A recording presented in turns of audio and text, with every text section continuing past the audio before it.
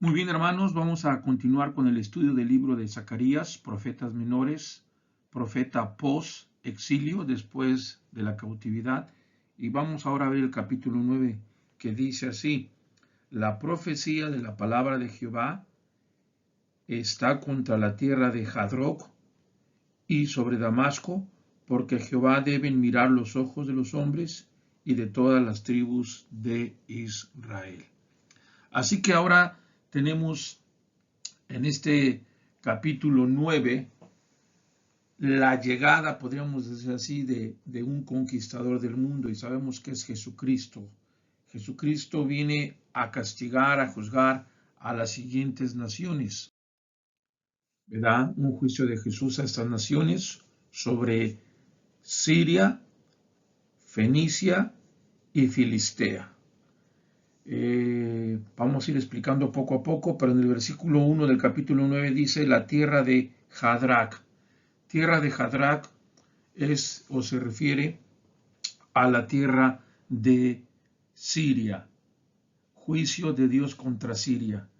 Y la primera frase dice la profecía de la palabra. Esto se puede traducir también como la carga de la palabra de Jehová. Es decir, su poderosa palabra de juicio. Primero encontraría en su lugar de descanso en la tierra de Hadrac y Damasco, que se refiere a al mismo imperio, a la misma nación que es Siria, capital Damasco.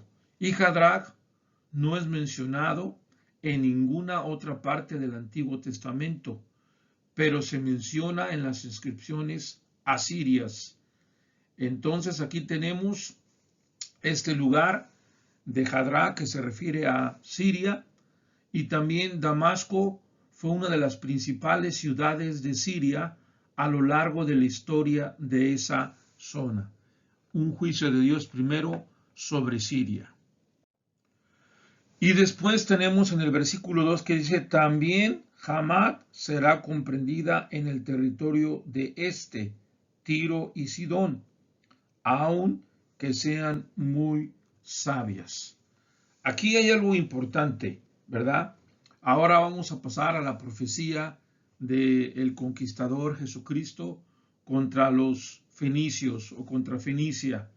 Y este poderoso, ¿verdad? Estos poderosos nación, Fenicia, y dos ciudades importantes, Tiro y Sidón. Tiro era una ciudad que es conocida por su sabiduría. El poderoso invasor avanza hacia el sur y Tiro era conocido en el mundo antiguo por su sabiduría. Ezequiel 28 del 3 al 4. La mención de la sabiduría de Tiro aquí es sarcástica o está siendo condenada como sabiduría mundana. Y por eso dice la Biblia, aunque sea muy sabia. Aunque sean muy sabias, ¿verdad? Se refiere a estas dos ciudades, Tiro y Sidón, de este imperio fenicio. Y después tenemos, por último, ¿verdad? El juicio contra o sobre Filistea. Ciudades que menciona aquí son del imperio, ¿verdad? O filisteo, de los filisteos. Las ciudades filisteas se sentirían humilladas por la próxima invasión. Y vamos a ver cómo dice la Biblia. Dice en el versículo, empezamos con el versículo 5, verá Ascalón y temerá Gaza también, y se dolerá en gran manera a sí mismo Ecrón, porque su esperanza será confundida y perecerá el rey de Gaza, y Ascalón no será habitada. Y habitará en Asdod un extranjero, y pondré fin a la soberbia de los filisteos. Qué bonito pasaje, lo cual nos enseña que todo aquel que se sublema, que todo aquel que se sube, que todo aquel que es orgulloso, Dios lo va a quebrantar. Y aquí lo vemos claramente. Asdod es conquistada y dice, pondré fin a la soberbia de los filisteos. Dios terminaría con estos tres imperios, con estas tres naciones, Siria, Fenicia y Filistea, y con esas ciudades importantes que son mencionadas en los primeros 6 versículos, hasta el 7, perdón, primeros 7 versículos.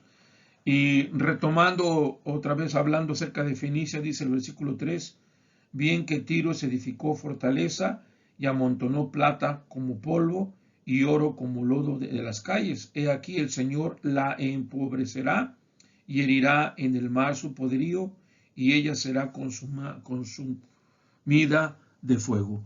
Dios traería juicio a estas naciones, las exterminaría, las va a humillar y va a acabar con su soberbia de cada una de estas. Algo que podemos aplicar y aprender, porque tal vez digamos, bueno, ¿y eso qué tiene que ver con nosotros? Está hablando de un juicio a naciones, a Siria, Fenicia y Filistea. Bueno, hermanos, Dios terminaría y va a terminar con su soberbia. Son naciones que por su poderío se han levantado, se han hecho muy altivas, soberbias, y quiero ver algunas frases que dice la Biblia que me enseñan que Dios va a terminar, a destrozar ese corazón de piedra, esa soberbia. Comenzando en el versículo 1 dice, hablando acerca del imperio sirio, ¿verdad?, de Hadrad y Damasco, ciudades de ahí, porque a Jehová deben mirar los ojos de los hombres. Y sabemos que el hombre en aquella época y los sirios miraban hacia ellos, tenían sus propios dioses y nunca miraron hacia Dios. Y es una enseñanza, ¿verdad?, de que eran soberbios y que Dios quería que ellos miraran, se fijaran, confiaran en Él, pero ellos nunca lo quisieron hacer, siempre con su soberbia. De igual manera, el imperio de los fenicios, en este caso Tiro y Sidón, dice la Biblia que aunque sean muy sabias, hablando acerca de su soberbia, de su propia opinión, aunque sean con lo que sean, dice la palabra de Dios en el versículo 4, el Señor la empobrecerá. Así que el Señor va a derribar esa sabiduría vana y mundana, va a derrocar, va a destruir por su pecado, ¿verdad?, han caído. Y me gusta mucho también la siguiente frase, dice, y ella, refiriéndose a Tiro, ¿verdad?, que fue conocida por su sabiduría, será consumida de fuego, ¿sí? Y después, esto está en el versículo 4, 9:4, y después vean la siguiente frase que estoy poniendo aquí, su esperanza será confundida, refiriéndose a los filisteos, dice la Biblia, que por su esperanza, dice, porque su esperanza será confundida, es decir, el hombre, como los filisteos, esperan en sus dioses, en sí mismos, pero esto va a ser confundido porque va a ser derrocado, va a ser destruido por Dios. Y después, al final, en el versículo 5 también dice, 9:5, y perecerá el rey de Gaza y Ascalón no será habitada. O sea, van a terminar mal. Y por último, en el versículo 6, y pondré fin a la soberbia de los filisteos. Eso es lo que Dios quiere poner, fin al pecado, fin a la soberbia. Y eso es lo que podemos aprender nosotros, hermanos, y aplicar a no ser soberbios, a no ser tomar decisiones en nuestra propia opinión, a no confiar en nosotros mismos, sino confiar plenamente en Dios.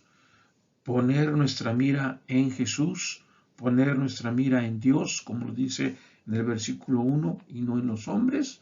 Y también, si no lo hacemos, Dios nos va a quebrantar y Dios va a poner fin a esa soberbia, ¿verdad?, que podamos tener.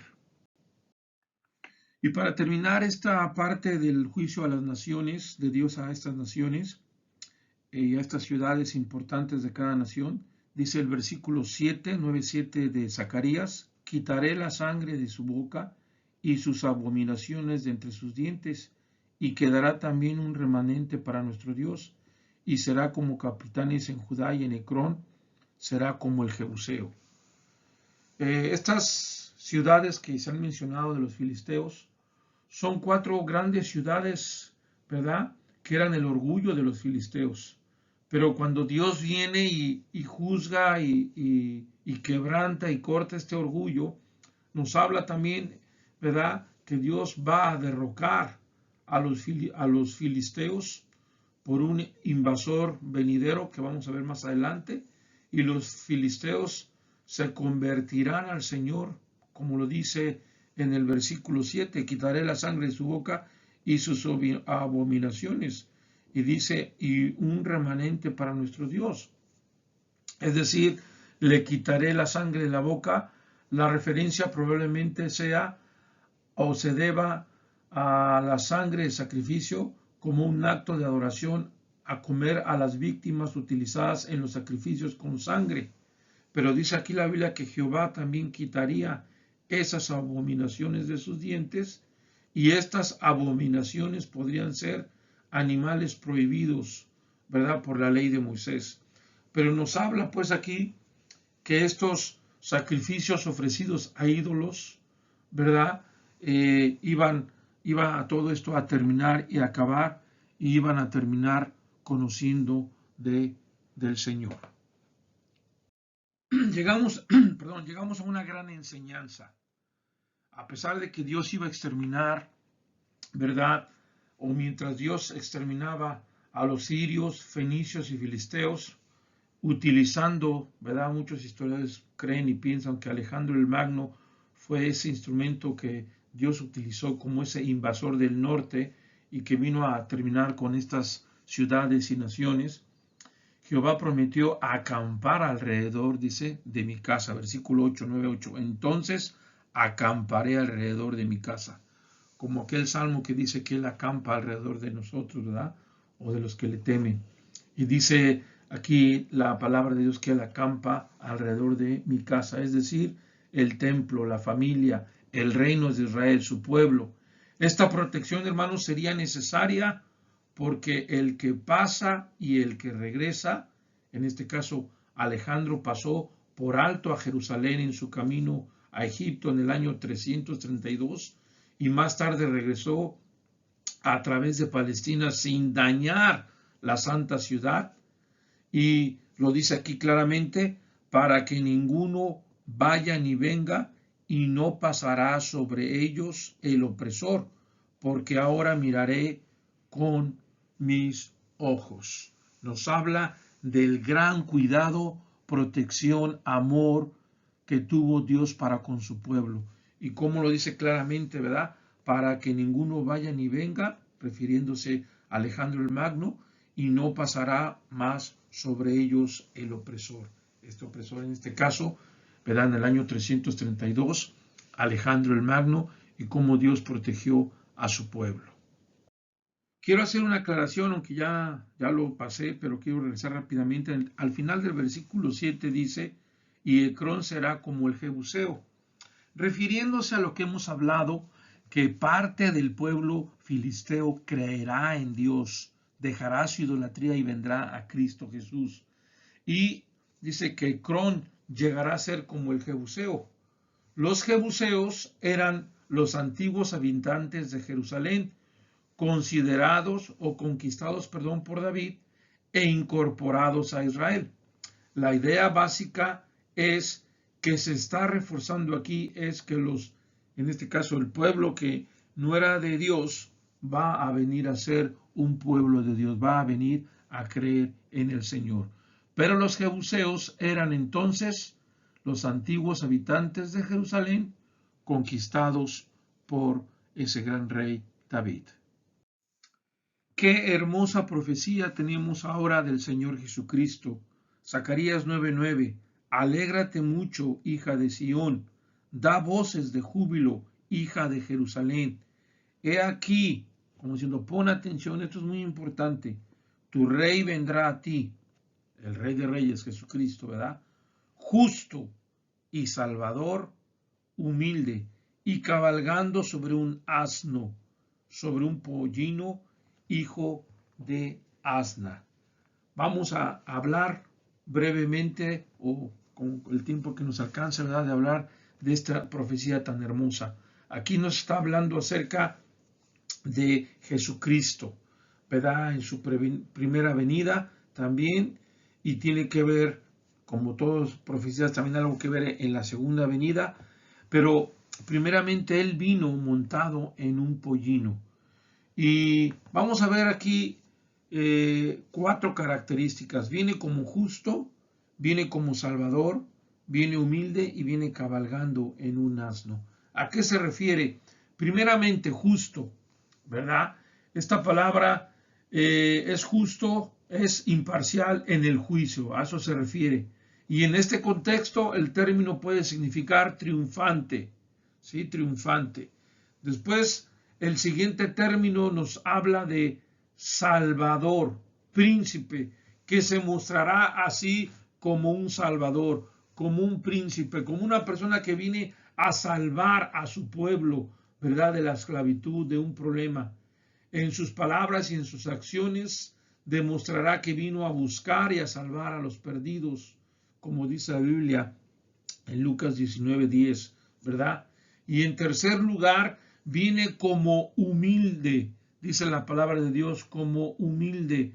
Esto tiene que ver también con el cuarto lugar, que viene como príncipe, es decir, como rey que vendría a Jerusalén, cabalgando sobre un asno. Desde la época de Salomón, hermanos, el asno se consideraba un animal humilde y un símbolo de paz, lo cual es Jesucristo, humilde y paz. Él vino a traer paz a este mundo. Él vino a mostrarnos y a enseñarnos humildad, como dice Mateo 11, que aprendamos de él que él es, ¿verdad? Humilde, humilde de corazón. Y dice, y símbolo de paz. El asno se describe además como un potro, es decir, un animal joven, aún no montado, pero todavía corriendo detrás de las asnas. La juventud del animal se enfatiza nuevamente en las palabras, dice al final del versículo, hijo de asnas, pollino, hijo de asna, ¿sí? Así que esto es lo que Jesús dispuso para el cumplimiento de esta profecía en Mateo 21 del 1 al 7, ¿verdad? Porque deseaba declararse a sí mismo como el príncipe prometido, y él lo vemos, lo voy a mencionar, a leer rápidamente. En Mateo capítulo 21 vemos el cumplimiento de esta promesa en los primeros versículos, cuando él dice que entra montado, ¿verdad?, en ese pollino. 21:1 dice, cuando se acercaron a Jerusalén y vinieron a Betfage, al monte de los olivos, Jesús envió a sus discípulos, Mateo 21 del 1 al 7, diciendo, id a la aldea que está enfrente de vosotros y luego hallaréis una asna atada y un pollino con ella, desatadla y traédmelos. Y si alguien os dijere algo, decid, el Señor los necesita y luego los enviará. Todo esto aconteció para que se cumpliese lo dicho por el profeta cuando dijo, decida la hija de Sión, he aquí el rey viene a ti, manso y sentado en una asna. Zacarías 9:9 es la referencia, sobre un pollino, hijo de animal de carga. Y los discípulos fueron e hicieron como Jesús mandó, y trajeron el asna y el pollino, y pusieron sobre ellos sus mantos, y él se sentó encima. Y sabemos que es cuando él hace más adelante la entrada triunfal a Jerusalén, donde esa misma gente que lo enalteció y que dijo, Hosana, sálvanos, después lo iba a crucificar. Pero qué hermosa enseñanza y qué hermosas 4 características de este rey. Justo, salvador, humilde, montado en un pollino, es decir, símbolo, ¿verdad?, de un rey que entraba a su ciudad, que entraba a reinar. Y eso es lo que Jesucristo vino a hacer por nosotros y por su pueblo. Y bien, hermanos, en los versículos, o sobre todo en el versículo 9, creo que la gran enseñanza que Dios nos quiere dar es humildad, ser humildes como Jesús. Él vino montado en un asno, sobre un pollino, hijo de asna. ¿Sí? Esta expresión hebrea enfatiza a un animal de raza pura, un montaje real, un verdaderamente magnífico rey. Dios le había ordenado a los reyes de Israel que no multiplicaran caballos. Los reyes que quebrantaron este mandamiento, hermanos, fueron miserables en sí mismos y fueron azotes para su pueblo. Por eso Jesús vino a cumplir su ley, la ley de Dios. Si él hubiera quebrantado esta ley, ¿verdad? Pero él sabemos, como dice ahí, que entraba como un príncipe, como un rey montado, no en un caballo, sino en un pollino. Y esto nos habla de que él no quería violar, ¿verdad?, el mandamiento de Dios, sino todo lo contrario, quería entrar en un asno. Y nos habla de ese carácter que debemos de imitar, como dice la palabra. Como dice la palabra de Dios en el versículo, voy a leer Mateo 11 y voy a leer el 29. Llevad mi yugo sobre vosotros y aprended de mí, que soy manso y humilde de corazón, y hallaréis descanso para vuestras almas. El Señor también invita, ¿verdad?, a que seamos como el mansos y humildes de corazón. Vaya que si nuestro Señor fue humilde, ¿verdad?, fue una persona que se sometió a su Padre Celestial. Y aquí lo vemos entrando, triunfantemente, ¿verdad?, a Jerusalén, como las Escrituras lo marcaban, como la palabra, los profetas lo habían dicho. Pero qué gran enseñanza podemos tener, la humildad, hermanos. Imitar eso de Jesús.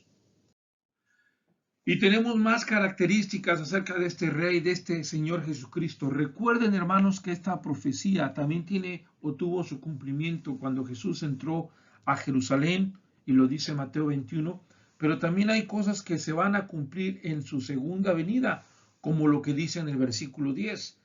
Y de Efraín destruiré los carros y los caballos de Jerusalén. Vean la soberbia, símbolo de desobediencia, y los arcos de guerra serán quebrados, porque acuérdate que Jesús es un príncipe de paz, rey de paz, que viene a traer paz, y hablará paz a las naciones, y su señorío será de mar a mar, o sea, de costa a costa, ¿verdad?, en todo lugar, desde el río hasta los fines de la tierra. Qué hermoso pasaje que nos habla del poderío, de la grandeza, de lo inmenso que será y que es, que fue, es y será nuestro Señor Jesucristo. Los arcos de guerra serán quebrados. Estos versículos nos hablan de la fuerza y de la autoridad del reinado del Mesías. ¿Sí? No solamente pertenece en la primera venida, sino también pertenece a la segunda venida de Jesús, cuando Él venga en poder y gloria para reinar sobre la tierra por 1000 años, ¿verdad? Y después de esto, como dice Isaías 2:4, en aquel día habrá una justicia que será forzada y Él ya no permitirá más guerra. Isaías 2:4. Y eso nos habla del poder, de la paz que traerá y del inmenso señorío de nuestro Señor Jesucristo. El versículo 11 nos habla también de lo que Jesús vino a hacer tanto en su primera como en la segunda venida, que es redimir, la redención del gobernante venidero. En ese día glorioso, cuando el reino del Mesías se extienda sobre los confines de la tierra, el Señor Jesucristo redimirá, ¿verdad?, a la hija de Sión, es decir, al pueblo de Dios. Es decir, nos habla aquí de cómo Dios vendría a liberar a su pueblo. Y tú también, Zacarías 9:11, por la sangre de tu pacto serás salva. Refiriéndose a Israel, por la sangre del pacto serás salva. Yo he sacado tus presos de la cisterna en que no hay agua. Y eso nos habla de esa liberación de la cual el Señor vino a hacer, que había esa esclavitud en su pueblo, y Dios los vino a sacar, si me permites esta expresión, de esa cisterna, de ese pozo, de ese hoyo, sacarlos donde no había agua, donde estaban mal, estaban secos, y ponerlos en tierra firme. Y nos habla de cómo el Señor, ¿verdad?, puede traer paz, puede traer libertad de esa esclavitud a la cual ellos tenían, tanto una esclavitud espiritual como física, y es la esclavitud del pecado y la trampa del maligno que está siendo descrita aquí metafóricamente en Zacarías, y cómo el Señor nos ha librado y cómo librará también a su pueblo, y cómo lo dice claramente: la sangre del pacto por la sangre del pacto serás salva. Y la Biblia lo enseña eso en el Nuevo Testamento también, que sin derramamiento de sangre no hay remisión de pecados. Somos salvos por la sangre de Cristo. Qué grande enseñanza tenemos aquí. Gloria a Dios por esto. Zacarías 9:12, hermanos, dice: volveos a la fortaleza, oh prisioneros de esperanza. Hoy también os anuncio que os restauraré el doble. Qué gran, hermosa promesa da el Señor. Primero en el versículo 11 diciendo que Él va a salvar por medio de su sangre, y después que los va a sacar a esos presos de la cisterna, ¿verdad? Pero ahora dice: volveos a la fortaleza. Hace un llamamiento al arrepentimiento, a volverse, a regresar al Dios vivo y verdadero. Y le dice: oh prisioneros de esperanza, volveos a la fortaleza, oh prisioneros de esperanza. Debido a su promesa fiel, aún los prisioneros son prisioneros, hermanos, de esperanza. Ellos recibirán ánimos a través de sus promesas y regresarán a la fortaleza. Es decir, regresarán a la fortaleza militar o a la fortaleza espiritual en el Señor Jesucristo mismo. Y esto es lo que nos enseña este versículo 12, ¿verdad? Volvernos, en este caso a su pueblo, a la fortaleza. Pero nosotros hoy en día le podemos dar una aplicación a nuestras vidas. Podemos enseñar y hablarle a la gente que está desesperada, sin esperanza, que está sin Cristo, que está sin ninguna esperanza viva y bienaventurada como la que tenemos nosotros, y como la que habla Pedro en Primera de Pedro acerca de esa esperanza bienaventurada que tenemos en Cristo Jesús. En Primera de Pedro 1:3 dice: bendito el Dios y Padre de nuestro Señor Jesucristo, que según su gran misericordia nos hizo renacer para una esperanza viva, por la resurrección de Jesucristo de los muertos, para una herencia incorruptible, incontaminada e inmarcesible, reservada en los cielos para vosotros. Aquí habla de esa esperanza. Y en Zacarías 9:12 dice: oh prisioneros de esperanza. No importando que ellos venían de ese cautiverio, que ellos habían sido esclavos, ¿verdad? El Señor los iba a liberar. El Señor los iba a sacar de ese lugar. Pero Él dice: acuérdense, ¿verdad?, de volverse a esa esperanza, a esa fortaleza. Y dice: hoy también os anuncio que os restauraré doble. Así que el Señor en el versículo 12 dice: hoy también os anuncio que os restauraré el doble. En tiempos de intenso sufrimiento, solo Dios puede ofrecer consuelo. Para que vuelvan al Señor, la promesa es gloriosa. Incluso hoy, dice, Él declara doblemente. El Señor promete una doble medida de bendición para compensar a su pueblo por el sufrimiento pasado. Así que Dios tiene esta hermosa promesa en la cual Él va a dar doble bendición a su pueblo. Y quiero hacer nuevamente énfasis cuando dice volveos a la fortaleza. La esperanza de Israel se explica en el Nuevo Testamento como el mensaje del Evangelio, el reino espiritual de Cristo. A los que esperaban con ansias el reino mesiánico, se les insta a volver hacia la fortaleza. Algunos consideran que la fortaleza es Jerusalén, pero esa ciudad no tenía murallas y estaba esencialmente deshabitada en la época de Zacarías.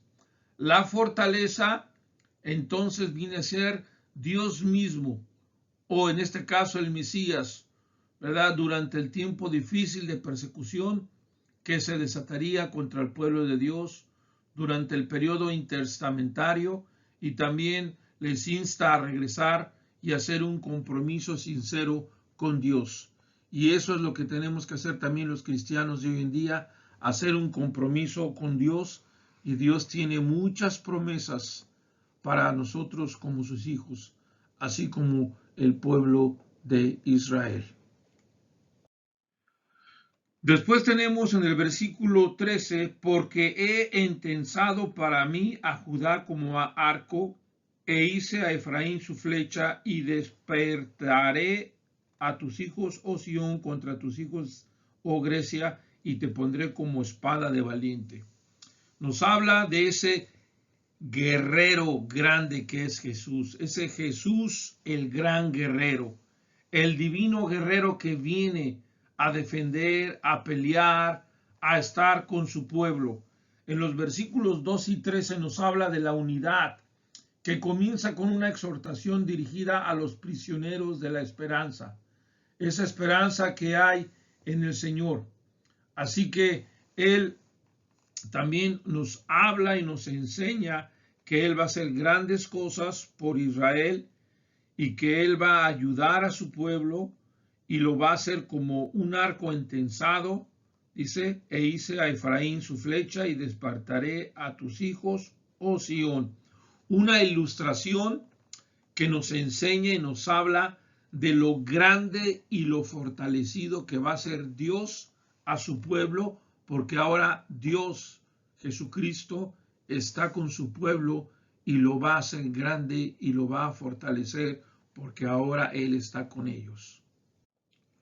Y bueno, el versículo 12, el versículo 13, algunos grandes teólogos enseñan y dicen que este momento en el cual ha intensado, ¿verdad?, el arco de Judá, y este versículo se refiere que esto fue parcialmente cumplido en los días de los macabeos, cuando Dios levantó judíos para luchar en contra de los sucesores del imperio de Alejandro. Sin embargo, pareciera que el cumplimiento final de esta promesa está aún por venir.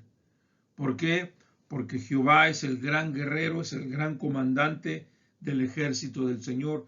Y en el versículo 14 dice, Jehová será visto sobre ellos, y su dardo saldrá como relámpago, y Jehová el Señor tocará trompeta e irá entre torbellinos del austro. Qué bonito pasaje. Jehová el Señor tocará trompeta. Algunos comentaristas, ¿verdad?, teólogos dicen que la idea es que el Señor mismo conduce la batalla, que el Señor mismo es el general, el capitán del ejército. Tanto en la Biblia como en el Corán se tiene la idea de una guerra santa, la cual el Islam llama yihad, pero aún una gran diferencia entre la idea de una guerra santa en la Biblia y el Islam. Solo Jesús lleva a cabo guerra santa bíblica, jamás la de su pueblo, y por eso podemos decir que en el Islam el yihad es la responsabilidad de cada buen musulmán, es lo que ellos enseñan o dicen. Pero por eso dice la Biblia aquí que Jehová salvará, ¿sí? Y Él va a hacer eso por su pueblo, lo dice en el siguiente versículo y en el versículo 16. Más adelante seguiremos hablando de estos versos.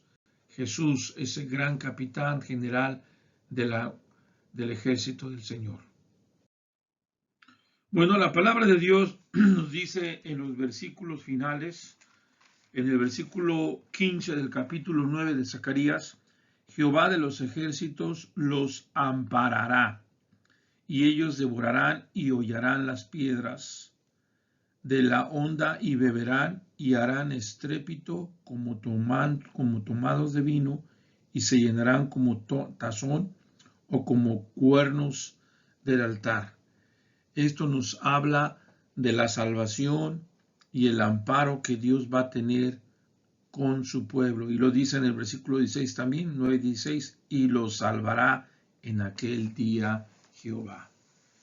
En aquel día sabemos que se refiere al día del Señor y a varios o a una serie de eventos que van a suceder en ese periodo de tiempo que se le conoce como el día de Jehová.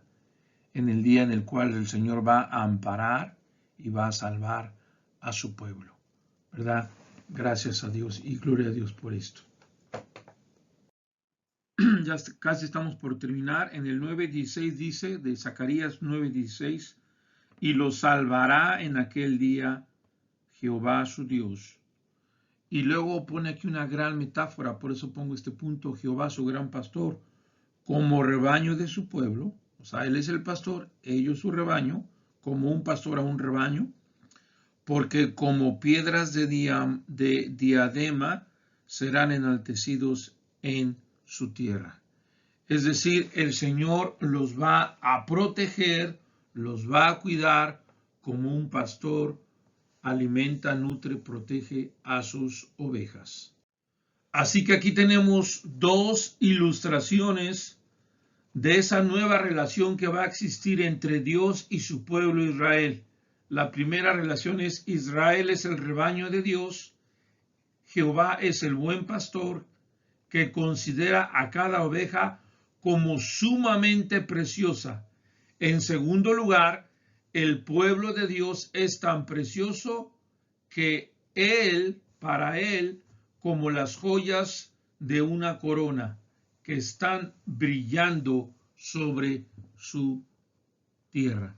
Así que aquí hay dos ilustraciones muy hermosas en las cuales nos habla de que Dios es su pastor, ya lo vimos, pero que ellas van a ser como esas piedras preciosas, como una joya, como algo de gran valor, lo cual sus hijos somos para Dios, para Jehová, de gran valor y que van a ser enaltecidos en su tierra. ¿Por qué? Es decir, que van a brillar, van a ser vistas por todo el mundo, la manera en que Dios los ha levantado y Dios los ha protegido y Dios los ha exaltado para que brillen en todo el mundo. ¡Wow, hermanos! ¡Qué gran final de Zacarías 9:17! El último versículo del capítulo 9.